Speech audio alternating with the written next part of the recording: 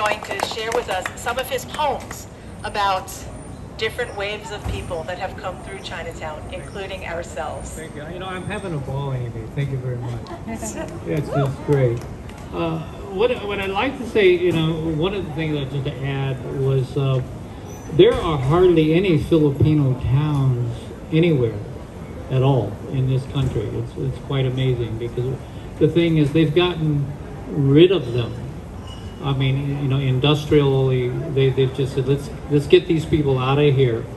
And so I just think it's really, really important that you people, you know, as Chinese people predominantly, is maintain this Chinatown in terms of the history of Chinatowns.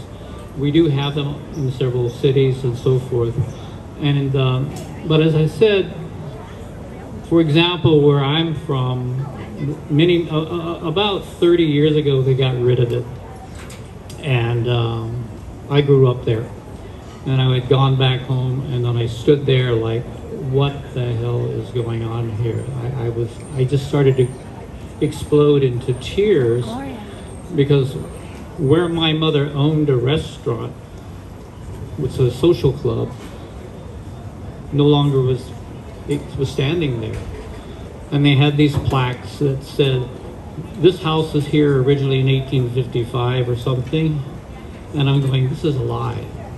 And they've done that with a lot of the Filipino towns.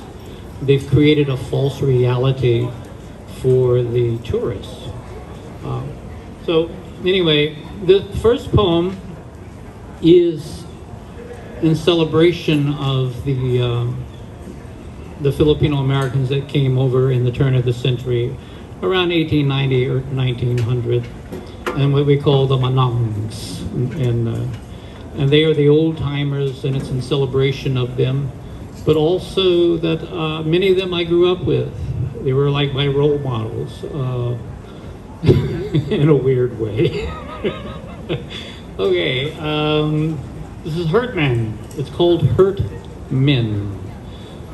The hurt men came as stowaways and sojourners. Some were sailors, some were doctors, many were farmers, others, though wanted upon posters, gamblers and lovers. The hurt men came hoping not to be hurtin' from being poor.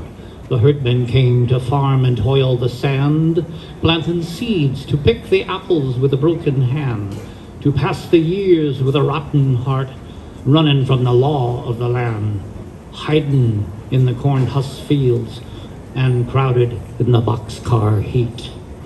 The hurt men came hiding amongst themselves, chasing their dreams from the north of Oregon to the south of San Diego and eastward to Michigan. Migrant workers, abalone cannerers, grape and avocado pickers, busboy waiters, and yes sir, yes ma'am, butlers. The hurt men came wounded without women folk.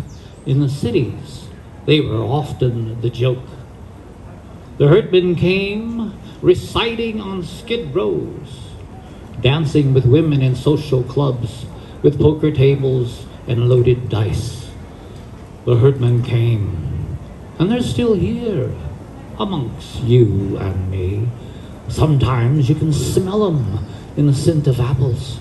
Sometimes you can taste them from the chilies in the jar. Or sometimes you can hear them as the ghosts in the groves. Or sometimes you can touch them with your lips on the red-skinned fruit, and sometimes you can press them between the lemons you squeeze. Sometimes you can hang them high.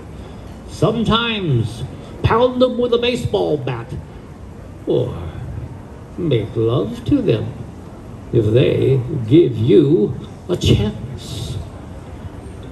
The two most famous sojourners or Manongs as writers was Carlos Bulasan and Benavito Santos.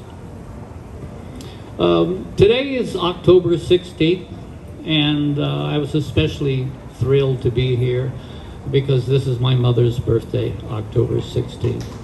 Yeah. Thank you. Thank you.